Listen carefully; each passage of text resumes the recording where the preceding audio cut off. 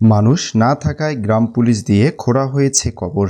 কুমিল্লার মুরাদনগরের করইবাড়ি গ্রামে একই পরিবারের ৩ জনকে পিটিয়ে হত্যার পর গোটা গ্রাম এখন আতঙ্কের নগরী। গ্রেপ্তার আতঙ্কে পুরুষশূন্য হয়ে পড়ছে পুরো গ্রাম। তাই এলাকাবাসীর গণপিটুনিতে নিহত মাদকসেবী রোকসানা আক্তার রুবি ও তার সন্তানদের দাফনের জন্য কবর খোঁড়ার মানুষ পাওয়া যাচ্ছে না সেখানে। বাঙ্গারাবাজার থানা পুলিশের সহযোগিতায় গ্রাম পুলিশ দিয়ে খোঁড়া হচ্ছে কবর। শুক্রবার ৪ জুলাই সন্ধ্যায় করইবাড়ি কবরস্থানে গিয়ে দেখা যায় ৩ জন গ্রাম পুলিশ সহ ৪ জনে ৩টি কবর খোঁড়ার কাজ করছেন। সন্ধ্যা 7:30টা পর্যন্ত লাশ নিয়ে এলাকায় পৌঁছায়নি নিহতদের স্বজনরা।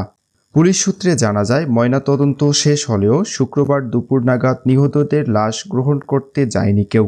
বিকেলের দিকে নিহত রুবির মেয়ে জামাই মনির হোসেন লাশ গ্রহণ করেন বলে জানা যায়। বাঙ্গারাবাজার থানার ভারপ্রাপ্ত কর্মকর্তা ওসি মাহফুজুর রহমান বলেন, নিহতদের স্বজনদের সঙ্গে কথা হয়েছে, তারা শুক্রবার রাতের মধ্যেই মামলা করবে বলে জানিয়েছেন।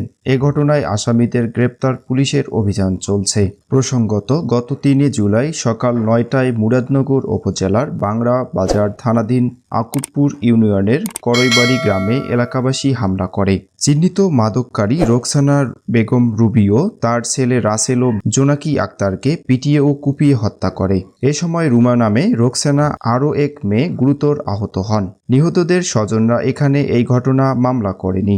নিহত রাসেলের স্ত্রী মিম আক্তার জানান, রুবির বাড়ির সামনে ৮০ থেকে ৯০ জন লাঠিসোঁটা নিয়ে আসে। প্রথমে তারা বাড়িতে ইট ছুঁড়ে পরে ঢুকে পড়ে। রুবিকে মারতে মারতে উঠানে ফেলে রাখে। পাশের ঘর থেকে মেয়েরা বের হলে তাদেরও পেটানো হয়। স্থানীয় আরেক ব্যক্তি জানান, চেয়ারম্যান শিমুল আর মেম্বার বাচ্চু সামনে ছিলেন, কেউ কাউকে থামায়নি। বরং লোকে বলছে চেয়ারম্যান সাহেব আছেন, কিছু হবে না। তারপরও শুরু হয় পিটুনি। এদিকে গণমাধ্যমে প্রতিবেদন প্রকাশের পর দেশজুড়ে আলোড়ন তোলে ঘটনাটি। এ সময় করইবাড়ি গ্রামের অনেকেই এলাকা ছেড়ে পালিয়ে যান। অধিকাংশ বাড়িঘরে তালা ঝুলছে এখন। গ্রামের রাস্তা ফাঁকা, পুরুষ সদস্যই কাউকেই দেখা যাচ্ছে না।